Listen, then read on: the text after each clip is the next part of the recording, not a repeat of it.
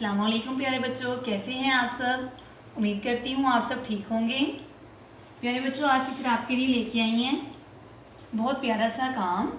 हम लिखेंगे ब त ख। सबसे पहले हम लिखेंगे ब प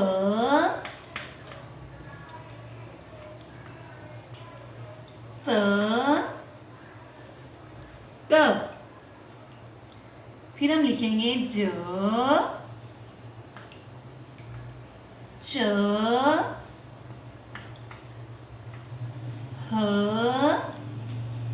ख। प्यारे बच्चों, आपने इसकी रीडिंग करनी है टीचर के साथ।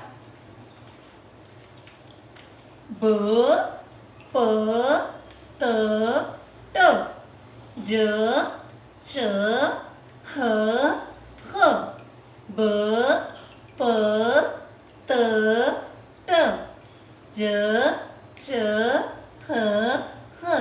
प्यारे बच्चों, आपने ऐसे ही अच्छा इसको लिखना है और याद करना है। ओके, अल्लाह हाफिज।